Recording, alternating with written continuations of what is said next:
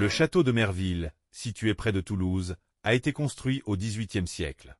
Son histoire débute avec la famille de Chalvet-Rochemontex, qui acquiert le domaine et entreprend la construction du château à partir de 1743.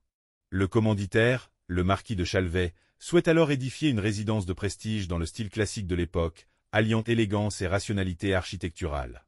Le parc et les jardins du château de Merville sont conçus à la même période, dans l'esprit des jardins à la française, mais intégrant aussi des éléments de jardin à l'anglaise, plus libres et pittoresques. Le labyrinthe de buis, aujourd'hui célèbre, a été créé pour agrémenter les promenades et offrir un espace de divertissement et de réflexion, en accord avec la mode des labyrinthes de jardin qui se développent au XVIIIe siècle dans les grandes demeures aristocratiques. Le château et ses jardins témoignent ainsi de l'art de vivre et du goût pour l'ornementation végétale qui caractérise la noblesse française à la veille de la Révolution. Le domaine a traversé les siècles en restant dans la même famille, ce qui a permis la préservation de son architecture et de ses aménagements paysagers originaux. Le château de Merville est resté dans la même lignée familiale depuis sa construction au XVIIIe siècle. En 1772, le château passe au fils d'Henri-Auguste de Chalvet-Rochemontex, puis à sa petite-fille, qui le fait entrer dans la famille de Villèle. Par la suite, la propriété passe par héritage à la famille de Beaumont du Repère, dont descendent les actuels propriétaires.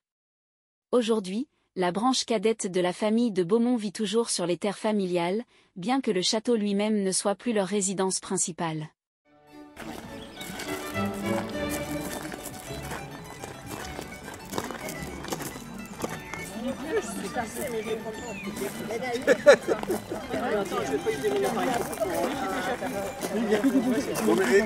Ce matin, ils sont restés là, tout comme tous les... Moi, je n'ai pas été les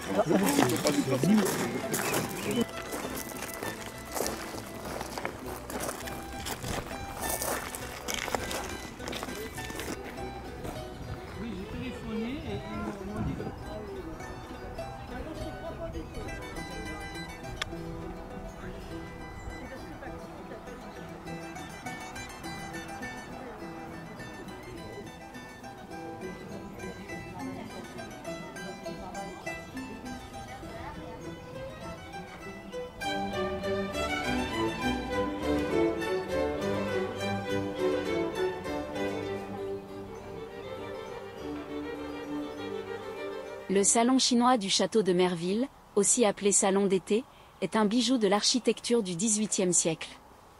Il doit son nom à ses 18 grands panneaux de bois peint à l'huile qui ornent les parois et les dessus de portes, réalisés en 1754.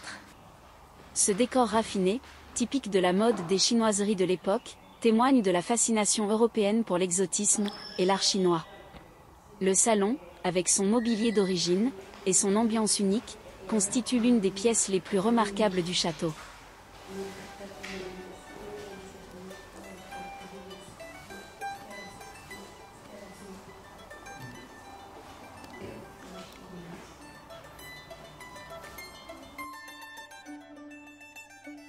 Bienvenue dans cette pièce exceptionnelle décorée de la célèbre suite de tapisseries consacrée à la guerre de Troie. Vous pouvez observer ici plusieurs scènes marquantes. Les Troyens se défendent vaillamment contre les Grecs, illustrant la résistance héroïque de la cité, l'accueil d'Hélène par le roi Priam, moment clé où la beauté d'Hélène change le destin de Troie, ainsi que la dispute pour les armes d'Achille, épisode dramatique symbolisant la rivalité entre Ajax et Ulysse. Les bordures de ces tapisseries sont d'une grande richesse décorative, ornées notamment de la salamandre, emblème de François Ier, qui rappelle l'importance de l'histoire familiale et du mécénat royal.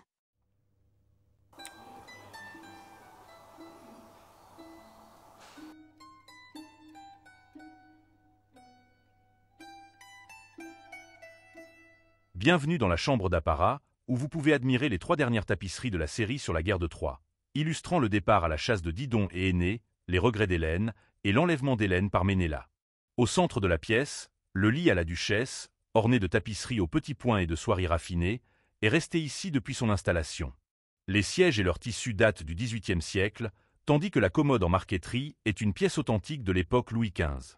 Enfin, le buffet placé entre les 2 fenêtres appartient au style Empire, complétant ainsi ce décor d'exception qui témoigne du raffinement et de l'histoire de la pièce.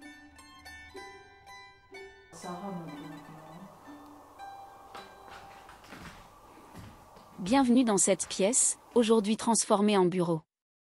À l'origine, il s'agissait de l'antichambre de la chambre à coucher, un petit salon privé réservé à l'intimité des propriétaires. Au-dessus de la cheminée, vous pouvez admirer le portrait de Joseph de Villèle, qui fut ministre sous la Restauration, aux côtés de Louis XVIII et de Charles X.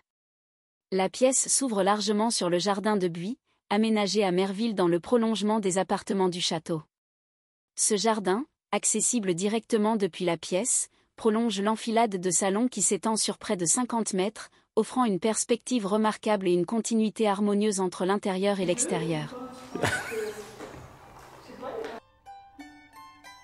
Cette pièce est décorée de tapisseries des Flandres datant du XVIIe siècle, appelées verdure. Ces scènes champêtres donnent à ce salon un caractère intime et chaleureux, et soulignent la vocation rurale de la demeure. Ces tapisseries avaient été conçues à l'origine pour décorer les salons de l'hôtel particulier toulousain de la famille. Des tapisseries tissées à partir des mêmes cartons sont présentées dans l'hôtel de Sully qui passe pour être le plus bel hôtel du Marais à Paris. Viens là, viens dans les bras de main. Bienvenue dans cette pièce exceptionnelle, véritable écrin d'histoire et d'art. Dès votre entrée, laissez-vous émerveiller par les somptueuses tapisseries qui ornent les murs. Réalisées dans les Flandres au XVIe siècle, elles illustrent avec une finesse remarquable l'un des plus grands récits de la mythologie, la guerre de Troie, telle que racontée par Homère dans l'Iliade. Observez attentivement les scènes représentées. D'abord, Énée invoquant les dieux, puis la mort tragique d'Hector, enfin la destruction de Troie, sans oublier le célèbre jugement de Paris. Au centre de la pièce, votre regard sera sans doute attiré par le lit d'apparat, un modèle unique de lit à la duchesse. Remarquez son ciel de lit très haut, symbole du rang social élevé de son occupant. Son revêtement, composé de tapisseries réalisées au petit point et de soieries précieuses, témoigne du raffinement de l'époque. Fait remarquable, ce lit n'a jamais quitté cette pièce depuis le XVIIIe siècle, conservant ainsi toute son authenticité. Prenez le temps d'admirer chaque détail. Ici, chaque élément raconte une histoire et vous transporte au cœur de la légende et du faste d'autrefois.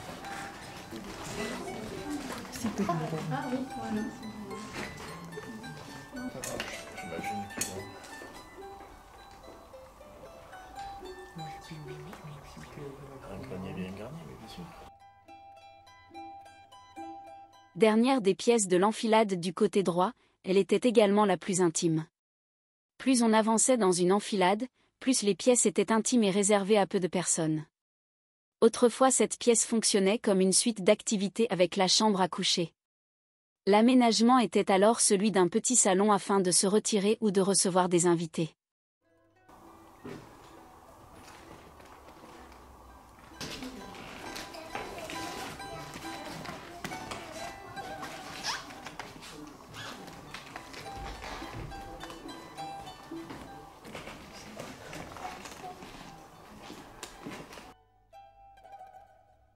Il fallut plus de 300 000 briques pour l'édification du château.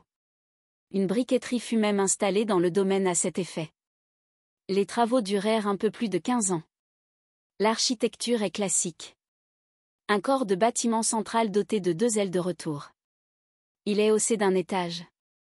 La symétrie totale est de rigueur. Le château de Merville est une belle construction, typiquement toulousaine, marquée, en particulier, par l'utilisation quasi exclusive de la brique, et par son toit en tuiles canal. En 1990, la façade ouest a été restaurée afin de mettre en valeur les détails architecturaux du bâtiment. Cela permet de donner une meilleure idée de ce à quoi ressemblait le château à sa construction. Il en fut de même pour le toit, entièrement restauré en 1994 et 2005.